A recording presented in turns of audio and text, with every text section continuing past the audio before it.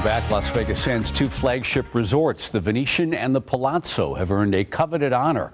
Both Las Vegas properties have earned a prestigious 4 stars from the Mobile Travel Guide.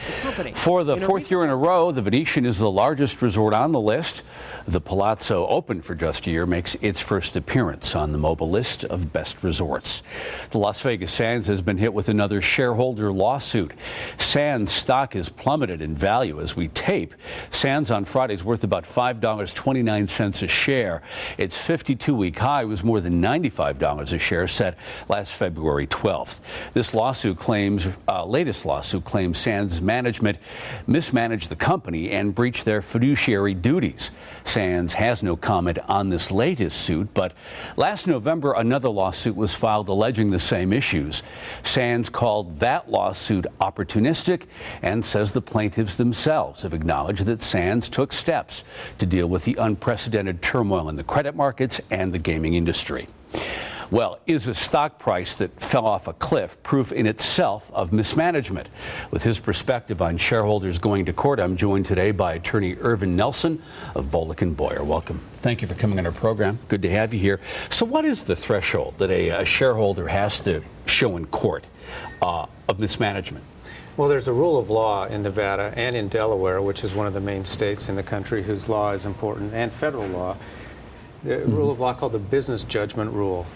And that is a presumption that the directors of a company are making decisions that are good for the company, that are fair, that are not self-dealing, and that are competent.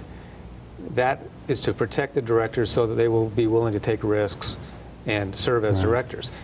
You have to overcome that by alleging not just negligence, but gross negligence or gross mismanagement. Do you need a smoking gun?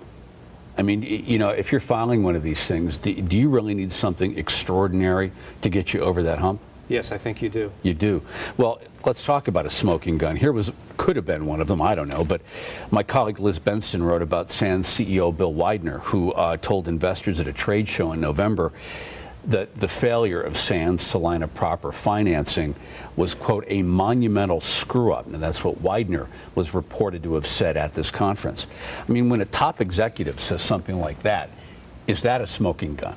That very well could be. It depends on what he did to try to get that financing, and he will be judged by what's called the reasonable man standard, based on all of the information he had at the time and the efforts that he put forth at the time. He'll be judged as to whether or not he did a good job. Yeah. There was another lawsuit filed in November that essentially alleged the same thing. They have not been combined yet. You've got this latest one, and then you have the one from end of last year. Generally, will these be combined? Do you think this is going to become essentially one big lawsuit? I don't think so. No? I think from what I've read in the newspaper and seen on the television, these are separate instances, separate occurrences, separate plaintiffs. Now, it could be that someday there might be a class action lawsuit, and if there's a class action lawsuit, that would be combined in one litigation. Is the hurdle different for a class action lawsuit, or you still have to climb the same kind of hurdle for a class action suit? Well, there's an additional hurdle. You have to certify the class. You have to prove that all the plaintiffs are treated the same way and they fit into a class. Yeah. Is this given the fact that the gaming industry has been battered by falling share prices, Sands among them, or Sands in particular? I mean, do you expect to see more suits like this out there? I do expect to see more. And from the casino standpoint, what they'll say is it's not our fault that the national and world economy has been going down, and we're just getting pulled down with it. And that's what Sands has said. They've said that, look, we took the steps we had to, and we are the victim of a much larger problem. We're out of time. I want to thank you for joining us today. Appreciate it very much. Dana, back to you. Thanks, Jeff. The owners of a planned resort on the Las Vegas Strip are getting more time to pay off their loan. Elad Group will have until August of 2012 to pay back $625 million the company used to help buy the former site of the Frontier. Elad is planning a $5 billion replica of New York's Plaza Hotel on that site, but financing troubles have delayed the project. The company purchased the Frontier from Phil Ruffin in 2007 for $1.24 billion. And more layoffs are on the way at International Game Technology.